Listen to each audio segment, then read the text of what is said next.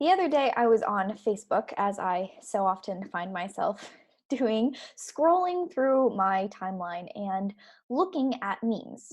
I know, totally productive use of my time. But anyways, I ran across a meme that had a picture of Taylor Swift and Kanye West, and it said something to the effect of, who knew that in a few years from now, one of these two artists would be releasing a Christian music album and proclaiming Jesus' name.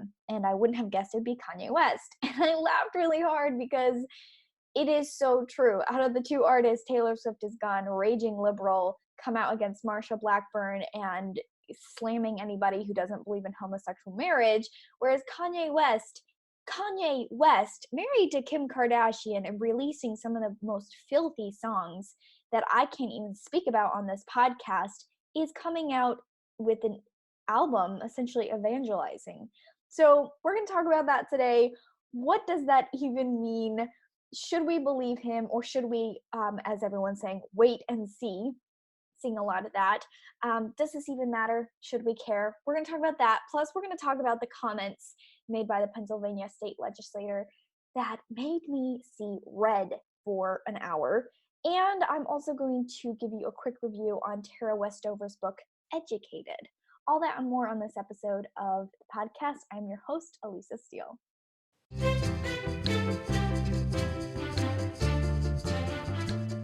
Okay, that was kind of a long intro. I'm pretty sure that's going to be up there on the records of longest intros for this podcast. I feel like I've already started the podcast, so let's continue.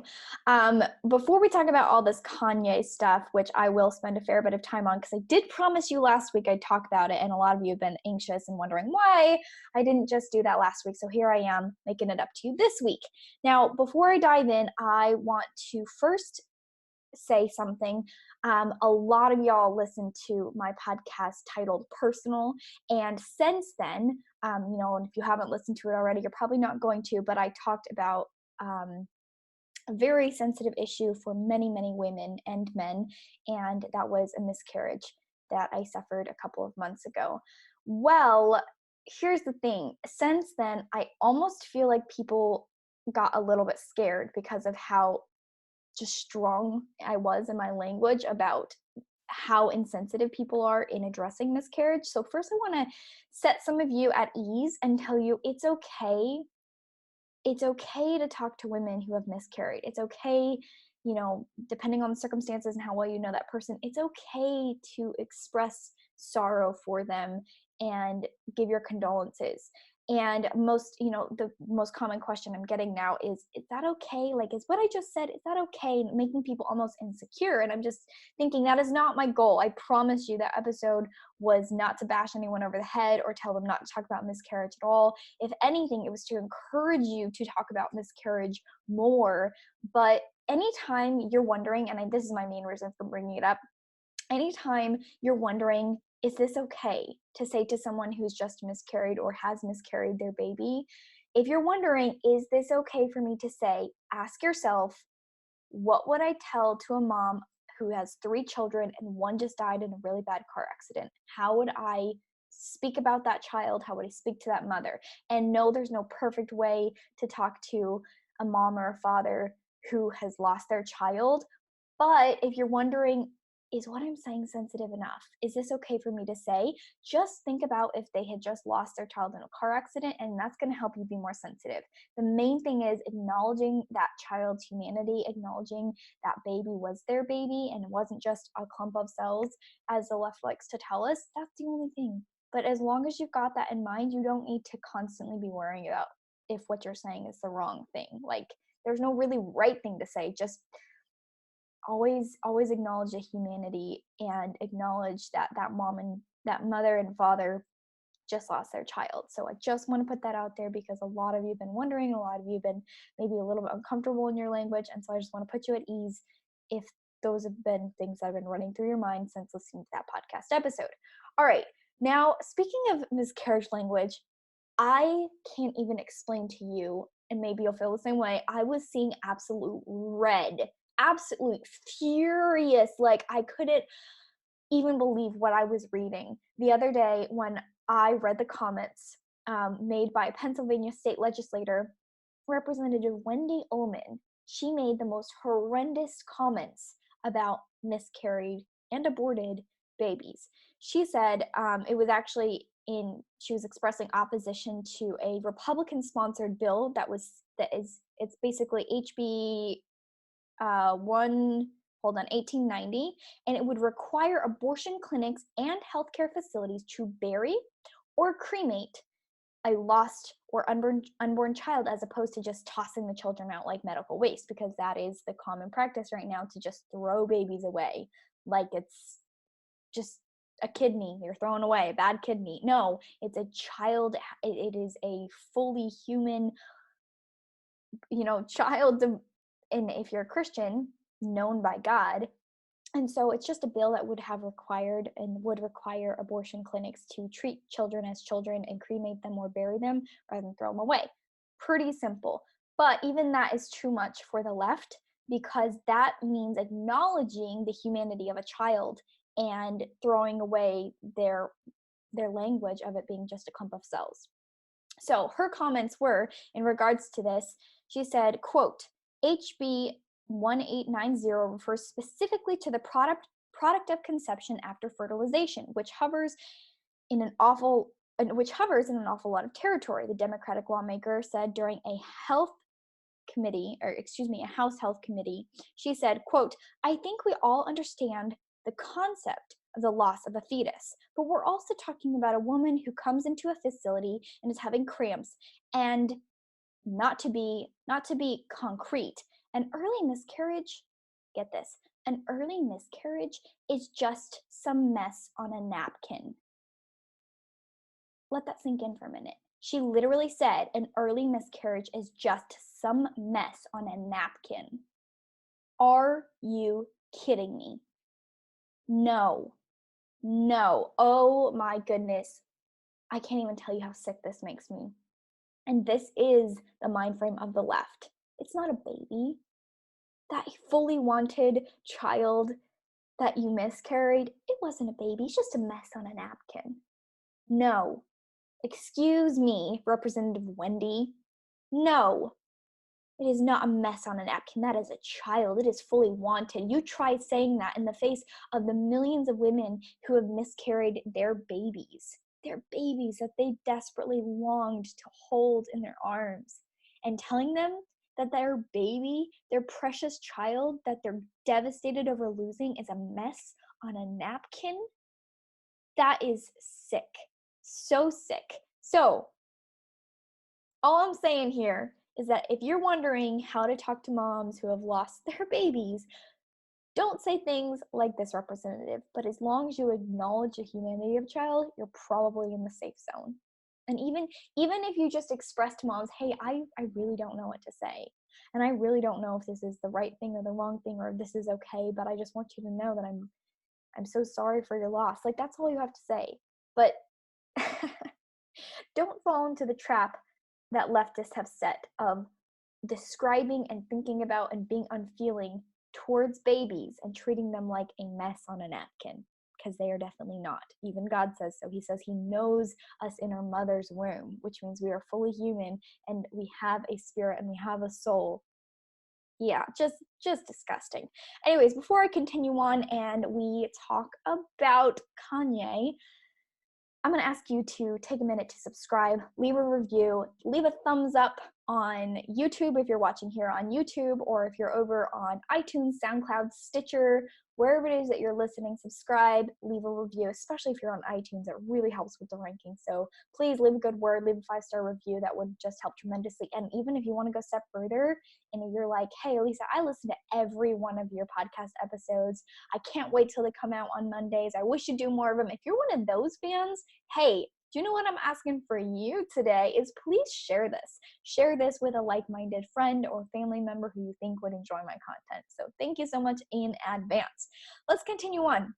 Before I dive into Kanye, I want to do a quick review on a book that I just barely finished, because we haven't done books in a while. It's just been kind of a crazy cycle of podcasts. But this week's book is Educated by Tara Westover. This book was so good. I read it in like 2 days, couldn't put it down. Really just pulled me in. I think specifically it would have, I mean, no matter who you are, it's a really phenomenal story. But for me, particularly, I feel like there was so much that I resonated with her, so much where I was just like, yeah, oh my gosh, yes, I know where you're coming from, because yeah, cult behavior crosses lines, let's put it that way. She was not raised in a polygamous cult. She does not have, polygamous cult family members the way I do, but she did come from a cult-like mentality with her growing up in almost fundamental Mormonism, but not quite the same. Definitely not the same version or brand that I was raised in and was born into. Different brand, but similar strains is what I'm trying to say. So a little bit about it. Tara Westover was 17 the first time she set foot in a classroom. Born to survivalists in the mountains of Idaho. Shout out to Idaho. I love Idaho. Used to live there for a year in Meridian. So shout out to my Idaho peeps. Sorry, continuing. I totally got sidetracked. Tara prepared for the end of the world by stockpiling home canned peaches. In the summer, she stewed herbs for her mother, a midwife and healer, and in the winter, she salvaged in her father's junkyard. Her father forbade hospitals, so Tara never saw a doctor or a nurse. Gashes and concussions, even burns from explosions, were all treated at home with herbalism. The family was so isolated from mainstream society that there was no one to ensure the children received an education, and no one intervened when Tara's older brother became violent. Then, lacking a formal education, Tara began to educate herself. She taught herself enough mathematics and grammar to be admitted into Brigham Young University, where she studied history, learning for the first time about important world events. Things she had never heard about before in her entire growing up. She first learned about going to college, like the Holocaust and the Civil Rights Movement. Her quest for knowledge transformed her, taking her over oceans and across continents to Harvard and to Cambridge. Only then would she wonder if she traveled too far and if there was still a way home. Really phenomenal book. Some of the stuff that I just felt like really resonated is this constant, like, end of the world is coming, stockpiling food. So many of my family members, I mean, I even feel like some of it's transferred down to me. I'm so, like, the strains of prepper have come into my life a little bit. And while I'm not like a hardcore extremist prepper, building like special buildings and digging huge tanks for living underground, like, I'm not that far of a prepper. I am very much, like, very adamant to always, even when I was living by myself in a random little room in, DC, when I was interning there, I always had food storage and I had water, because that's the way my mother taught me. And in my car, there's always an emergency kit and the first aid kit and food storage and water. Like, I legitimately, at this moment, probably have a few cans of food in my car, okay, like in the trunk, because part of that prepperness did leak down. And yeah, I mean, growing up, we had bug out bags. And if you're a prepper or come from that, you know what I'm talking about. You know what a bug out bag is. And, spending hours and hours every year canning. Holy cow, I've gotten an entire education on canning. And just this whole end of the world, it's really just very much part of the fundamental Mormon side, and it goes different strains. So that was really, really interesting. Definitely recommend reading her book. Again, Educated by Tara Westover. Okay. Oh, actually, side note, I don't want to go into too much detail, but basically last year, or like within the last year, I was in a situation where a family member of mine got really sick and dehydrated, and they really should have gone to the hospital or at least taken some ibuprofen to help, and they refused. And it really, really freaked me out, because I'm a believer in modern medicine. Like, I am totally holistic. Go holistic as you can, for little things. I'm always about trying the holistic side first. But I also believe that antibiotics save lives and you should go to the doctor if it's serious. Well, some of my family to this day still don't really believe in that, and they won't go to the doctor. And that worries me. And so I've been in that situation where I've been scared to death, thinking, I don't know what to do. This is beyond my experience with treating things holistically, or with essential oils or herbs or natural treatments, which are very effective, by the way. But when it goes to a certain point, I'm just like all about going to the doctor if you need to go to the doctor, okay? All right. Also, real quick, shout out to Culture of Life. I'm wearing their necklace. If you're watching on YouTube, it says 1972, the last year that we had a preserved culture of life in America before Roe versus Wade was passed the next year. If you want to, I don't get paid. This is not, I don't get paid for this. But if you want free shipping on any Culture of Life clothing, they have male and female clothing. You can use my name, Elisa, Elisa, and you can get free shipping on anything and everything from Culture of Life. So go check it out, cultureoflife1972.com. All right, now let's talk about Kanye. Okay, I put this under TV/music/movie because I cover one of those, and this is going to be music. So let's go ahead and read one of his lyrics. This is not his most biblical song. There are definitely other. I've listened to all of his albums and read all the lyrics for every one of his songs. Took a little while. I'm not going to profess to be a huge Kanye music listener fan. I actually listen to all his music, and there's probably 0 songs on his album that I would listen to for fun, simply because it's not my style of music, to be honest. I know a whole bunch of people are like, I love this album. I've been listening it to on repeat for so many days now. And I'm like, that's nice. I listened to them all, and I was not listening to them for fun. So it's not my style of music. Just a warning. But as far as lyrics go, they were pretty spot on. I was really, really surprised when I did listen to and read everything. I was really impressed. It just kind of blew my mind. I mean, it doesn't matter if I don't like the music. The lyrics were pretty spot on. And at first, I'm gonna be honest, when I first heard about Kanye becoming a Christian and all that, or a real Christian, I was like, yeah, you and every other person in Hollywood, they say they're a Christian one side, 1 minute, and then the next minute they're advocating hardcore for a quote woman's right to abort her child anytime she wants. I'm like, yeah, no, I don't think you've actually read your Bible. Or else, I'm a Christian, but it's not a sin to live a homosexual lifestyle. I was like, well, honey, I don't think you really read your Bible then, because Christianity is, one thing to call yourself a Christian, but to live like a Christian, or at least try to live like a Christian, is another thing. It actually requires action.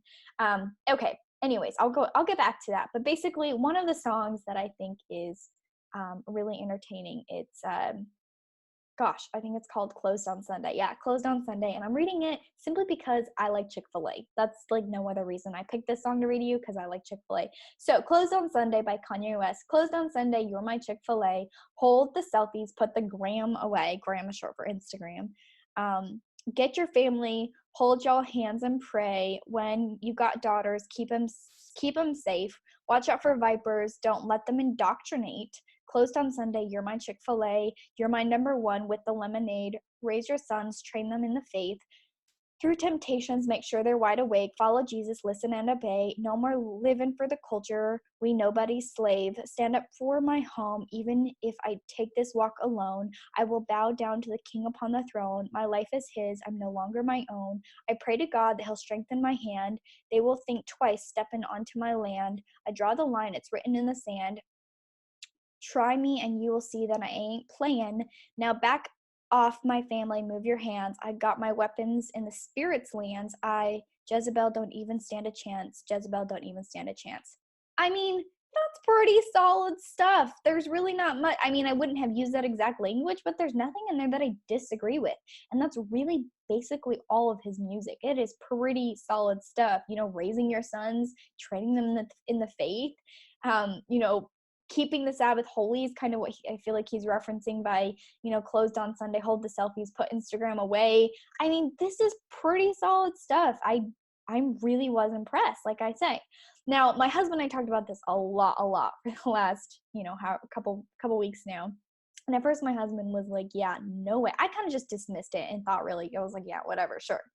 And my husband was like, I tried looking up his album on Spotify, and you skip a song and it comes up with another album of his, and it's a really indecently clad woman. And he's just like, how is this supposedly Christian? So we were both kind of a little skeptical, okay at first. And then we both started digging into it. My husband started digging into who is pastoring him and finding out that they're really solid people that my husband already really looks up to. And it just kind of makes you wonder, how can things change so much, so drastically? I mean, this is Kanye West. Kanye West married to Kim Kardashian. Have I mentioned Kim Kardashian? Like, yeah, writing really slutty, nasty songs. Yeah, this is Kanye West, and all of a sudden it's a flip 180. Now, like I said, at first I was just like, yeah, sure. Like everyone else in Hollywood, you're supposedly a Christian. But the thing is the Bible says it's by someone's fruit that you will know them. And at first, sure, he said he was a Christian, but his fruit was gross. His fruit was slutty. His fruit was worldly and self-serving. But now his fruit seems to have changed. And I want to take in a couple of different categories that I think are really key indicators. Kanye's recently been talking about pornography, how harmful pornography is. If you want to hear my take on this, I did an entire episode called Pornography Kills Love. Check it out in my podcast episodes. But in a revealing interview with Beats One Radio, West said that he had been introduced to pornography at age 5, the tender age of age 5. Also, side note, again, you'll find this in my episode on pornography, but the average age of exposure for children now is like 9 years old. So you need to be having these talks with your kids soon. But anyways, he's talking about how this was an addiction and a strong porn addiction habit that he had and how it shaped his life. And he said, quote, "My dad had a Playboy left out at age 5, and it's affected almost every choice I made for the rest of my life from age 5 to now, having to kick that habit." Some people throw themselves into drugs, and I drowned myself in addiction, which is, he's talking about a sexual addiction. And then he also said, "It just presents itself in the open like it's okay. I stand up and say, it's not okay." I mean, what? Pinch myself. What? We're talking about a culture from the from the show Friends to every other media, Hollywood, everyone in Hollywood, for the most part, praises and accepts pornography to the point where we now it's mainstream to have softcore porn everywhere you look. You're talking about a major Hollywood figure, Kanye West, saying porn is not okay? Wow, okay, this is different fruit, especially because just a second ago, your albums had what I would consider softcore porn on it.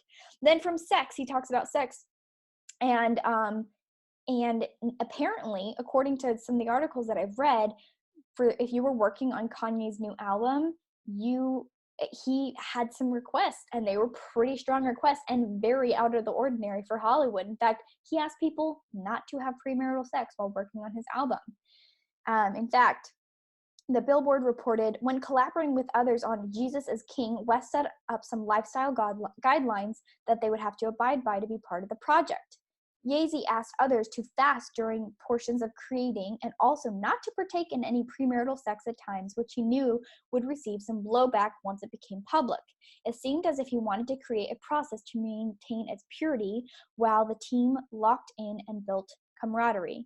"When people pray together and fast together, power is increased," said Ye. I mean, this is hardcore stuff. We're talking about a Hollywood person saying porn is wrong and next, don't have premarital sex. That's huge. Then he talked about modesty. Now, I have to say, I tried to watch an episode of Keeping Up with the Kardashians once, and I was so nauseated after like half of it. And these are short episodes. I couldn't. I can't really get into that show. Haven't been able to. But apparently, I was reading on a recent episode of Keeping Up with the Kardashians, some of that transcript is Kanye literally said this, quote, "I just went through this transition from being a rapper, looking at all these girls, looking at my wife, like, oh, my girl needs to just be like the other girls, showing her body off," West said to Kardashian, his wife, Kim. "I didn't realize that it was affecting my soul and my spirit as someone that's married and the father about to be 4 kids. A corset is a form of underwear. It's hot. For who though?" I mean, he's talking about modesty now. Wow. When was the last time anyone in Hollywood talked about modesty? That is really huge. Then on kids, on a recent episode of Carpool Karaoke, which I think is kind of funny, but I saw this clip, he said, "I want 7 kids. The richest thing you can have is as many children as possible." What? Whoa, we're talking about a whole culture that now even Christians, we say negative things about having big families. I mean, you know me, I love big families, but wow, We're talking about in the entire mainstream culture, not just leftists in Hollywood that scorns big families and lots of children, but even our Christian culture is starting to accept that and reflect that. That's huge. Then he's talking about evangelism. Throughout an interview, West stressed the importance of the gospel in his life, saying, "Now that I'm in service to Christ, my job is to spread the gospel, to let people know that what Jesus has done for me," West said. "I spread a lot of things. There was once a time I was letting you know what high fashion had done for me. I was letting you know what Hennessy had done for me. But now I'm letting you know what Jesus has done for me, and that I'm no longer a slave. I'm a son now, a son of God. I'm free," he said. Wow, that is huge. I mean, so overall, I'm looking at this, and while at first I was really skeptical, his fruit has changed. And if it's by fruit that we know someone, his fruit has dramatically changed. What he's saying, what he's doing, he's releasing an album and evangelizing. That's more than most of us do. In fact, I just barely did an episode with Dale Partridge, and he was sharing the statistic that it's like 0.3% or 3% of Christians will share their faith in a year or will evangelize. Most of us don't do that the way that we should. So overall, I'm impressed. I mean, can I put it like that? In fact, one thing that really had me convicted is even had a little bit of like lingering, like, should I just wait and see what happens? Then I'm going to be honest, I read something by Abby Johnson. She was a former employee of the year at Planned Parenthood, and if you've not seen her movie Unplanned, you're missing out. You've got to go watch it. But she wrote an article, and I want to share a little piece of it that really, it kind of brought me to earth about judging this man, and I really should not be having this attitude of wait and see, which is what my original attitude was. She says, this is by Abby Johnson, "Ever since West's new album dropped, I've seen mixed support. Many Christians are excited, but I've also seen comments saying they're going to wait and see what happens. What are you waiting on? Are you waiting for him to mess up? He will. Are you waiting for him to say something that you disagree with? That assuredly will happen. Are you waiting for him to drop a cuss word? I guarantee that will happen. Please explain to me exactly what you are waiting for. Are you waiting for the moment to come so you can self-righteously look down at your Christian nose at everyone and say, 'See, I told you so'?" She says, "I remember the same comments being said about me when I left the abortion industry and became very publicly pro-life. Well, we'll just wait and see if we can trust her. Have you waited long enough? Has 10 years been long enough for you? Or maybe you wrote me off the first time I said something you didn't agree with." No one is asking Kanye to lead a Bible study or be a spiritual leader, nor has he asked to do those things. He is simply sharing his witness, and doing what we are called to do. He is simply doing it better than 90% of Christians I see online. Christians, stop questioning and start praying. Kanye's conversion in his new album is an amazing work of God. Stop waiting and seeing. Support this man who has laid it out on the line in an attempt to share the gospel with our flailing culture. He has no reason to do this. He has no reason to be so publicly countercultural." And you know what? Abby is right. Abby is very right. In fact, just the fact that he's reaching people you and I could never reach. He's reaching such a massive audience of millions of people who maybe have never heard these things, who have never heard a perspective without immediately shutting down about modesty being important, or about abstaining from sex before marriage. I mean, this is amazing. Then we talk about political. This is most of it spiritual. Let's talk about political, and this is amazing. But as we know, usually when people have a deep conviction towards Christ, it not always, but generally leads them towards a more conservative side. I'm not saying you have to side with everything Republicans stand for. I don't even side with everything Republicans stand for. But usually Christians tend to lean more conservative because we embrace the same principles. So he said a whole bunch of stuff about having turned his back on the victimization mentality. He's talked about, not rejecting leftists who try and tell him he has to vote for a certain candidate or a certain party because of the color of his skin. So he said all kinds of really conservative things.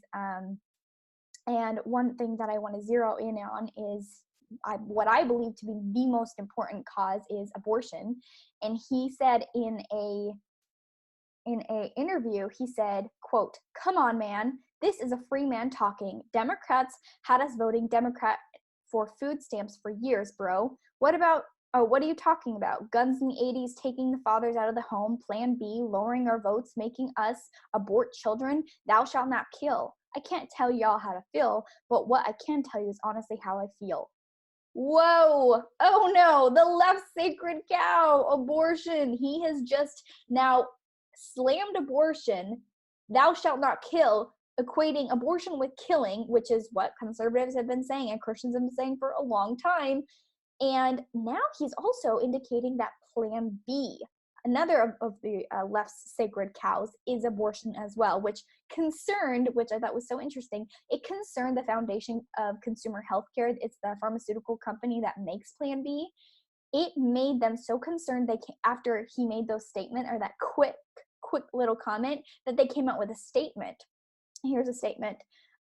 They were so concerned that they came out and said, quote, oh, this is the TMZ, by the way. They said, quote, Plan B helps prevent pregnancy before it starts by delaying ovulation. Plan B is not an abortion pill. It will not harm an existing pregnancy, and it will not be effective if a woman is already pregnant. But let's stop right there.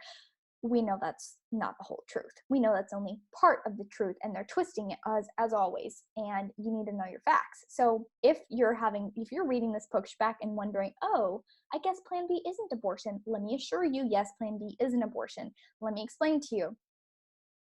On the back of the box, it says, this product works mainly in preventing ovulation, which is an egg being released, also prevents fertilization of a released egg, joining of a sperm and an egg, or an attachment of a fertilized egg to the uterus. That's what it says in the back of the box. Now, let's break that down. Preventing ovulation, is that abortion? No. Preventing sperm from reaching the egg and fertilizing the egg, is that abortion? No. But this last one that they just sneakily just leave in there, like no one's going to understand it, and it also says, or it will prevent the attachment of a fertilized egg to the uterus. Well, when does life start? Life starts at conception. After sperm meets egg and conception occurs, that is when life starts. So if you have a fertilized egg, now that is a life, and you are preventing that fertilized egg from implanting in the uterus. That is an abortion. There you go. Now you've got the whole truth. So overall, I'm not saying that Kanye is going to be the perfect role model and that your children should look up to him, or you should look up to him, or you should look to him as a spiritual guidance. No way. But what I am saying is this man seems to be trying. And you know what? Who are we to judge whether or not he's a Christian? He's clearly trying, and that's all we can really ask of basically anyone. Okay, so we're severely over time, but I just had to cover it all while it's here. Let's go ahead and close with Good in the World. I love this story. It's about a man named Lamont Thomas. He's a single dad, and he adopted almost a dozen children and he's fostered more than 30. But this month was an especially momentous occasion for Thomas because he adopted 5 siblings in order to make sure they were all able to stay together after fighting for almost 3 years to adopt them. That is beautiful. Adoption at any time with anyone is a beautiful act of love, but to adopt 5 children, that is huge. Talking about making room in your heart. Thomas, who lives in Buffalo, New York, is excited to give the kids ages 4, 3, 2, and 1. I know it's only 4 ages because I think one of them is a set of twins. A bright future that they deserve. He said, quote, I fought for close to 2.5 years just to be able to get them together, and we won. We got it. I wanted to be the difference, make a difference by being a difference for these youth. Now, just a quick statistic, over 400,000 children are currently in foster care across the country, and without a good family, whether through fostering or adopting, these children are at serious risk. A quarter will end up homeless, 27% of males and 10% of females will spend time in prison at least once, and this is exactly why people like Thomas are so needed. They make a difference in the lives of vulnerable children who need their love and help the most. It's a beautiful story. God bless this man. God bless you. I'm going to say a little prayer. God bless Kanye West, and God bless America.